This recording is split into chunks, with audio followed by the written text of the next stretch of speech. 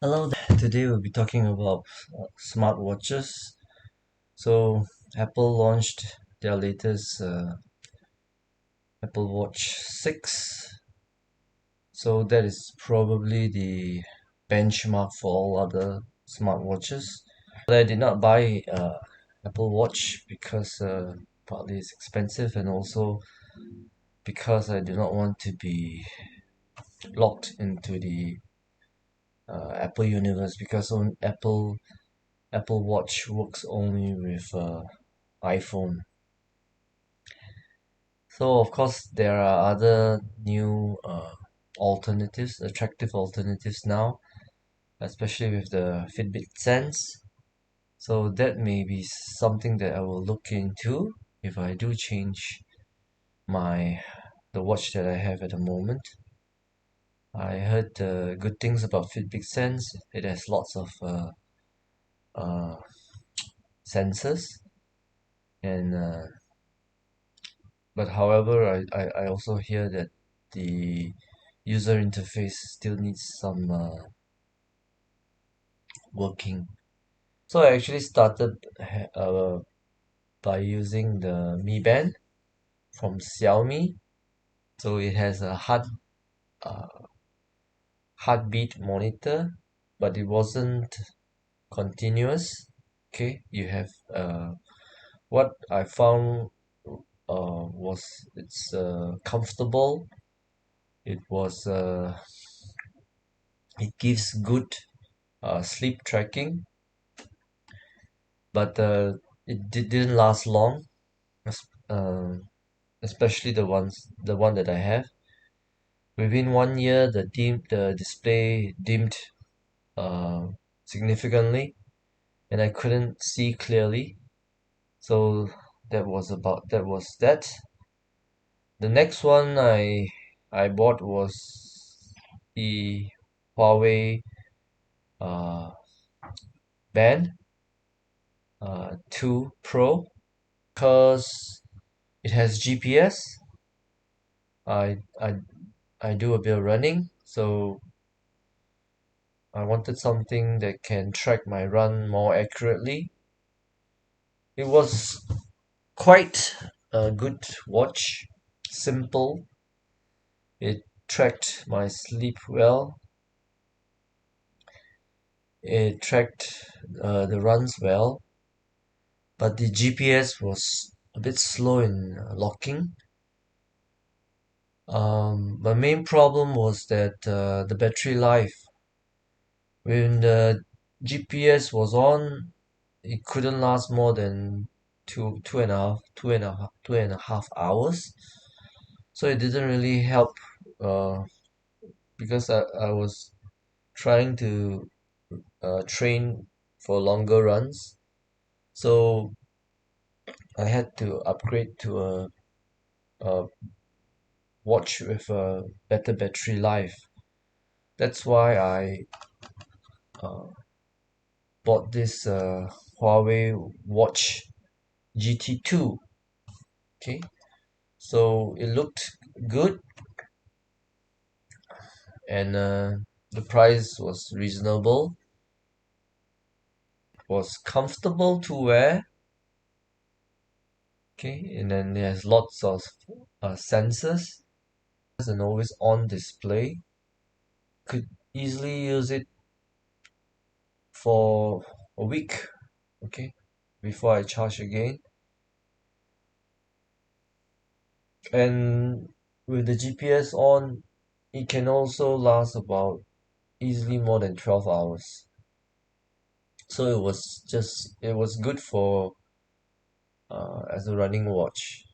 Okay. Main problem is also GPS tracking. It the doesn't lock the GPS quickly. So sometimes I have to wait for up to 5 minutes before I can get uh, enough GPS signal before I can start my run. So that is the one of the disadvantage. Another disadvantage is of course it's a bit bulky. So although it has sleep tracking, it's useless if you don't feel comfortable wearing it to sleep. So I don't use it for sleeping, for sleep tracking, because it's not comfortable. Okay. So other than that, it has loads of sensors. If you long press on the watch display, you can change it, but you can see that it is not, the user interface is not seamless. Okay. So it is not as polished a product as Apple Watch. Okay. You can see that I have to scroll all the way back. Okay, it doesn't start at the beginning. Small details that they didn't think about. Other displays, you have your heart sensor, you also have your stress, which I don't really use, and I doubt if it's really accurate. You also have the weather display. It has a You can play music, okay, um, on the watch itself, but of course the sound is not good, so you definitely need headphones or earphones if you're gonna use the music player. You have your activity tracking. So if you scroll from the top, you have your do not disturb button, which I use regularly, and also alarm. Other than that, I do not use the other functions. Yeah.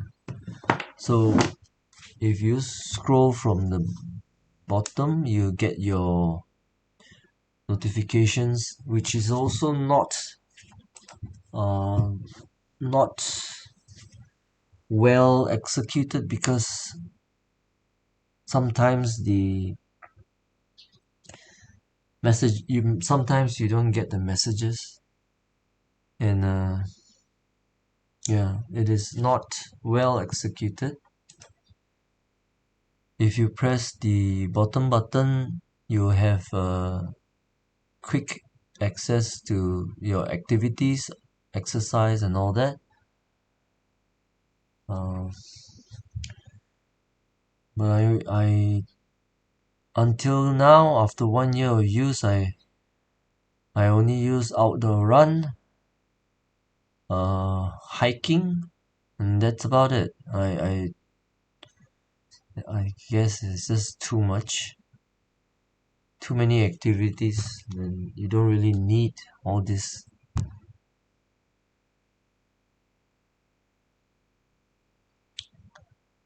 There are lots of other sensors. Uh, from the top button, you have workout status, heart rate, oxygen levels. So the oxygen level is also, it's mine from for my reading is always above 95%. So I don't really know what it means. Doesn't Most of the time I have to activate it the second or the third time before I can get an actual readout. Stress is not really useful. I don't really know how it measures it, but doesn't change much. Breathing exercises, just it's a novelty, but I doubt it if it is useful. Contacts, you can only put about a few favorite contacts. I guess it's helpful because sometimes I use it to call. I use the phone to call my favorite contacts because the phone is connected to the Android to my mobile phone, and sometimes I just don't feel like bringing out my phone. I'll just call it using my watch. Uh, you have a lot of other sensors, barometer, compass, stopwatch. The stopwatch timers are all very useful. Alarm also. Flashlight is useful. I use it sometimes to look for things. Then basically the watch is like this. Uh, it it was okay. I paid about 200 less than $200 for it. Will I continue buying a Huawei watch? I doubt it. I will probably look for a Fitbit Sense or some other watch, or maybe just a Garmin running watch, because there are just too many things inside that I don't use. I don't like that it's a bit bulky and I can't wear it to sleep, so I can't track my sleep well. Uh, yeah, so those are some of the things that I noticed after about 1 year of use. Thanks, and I hope this helps.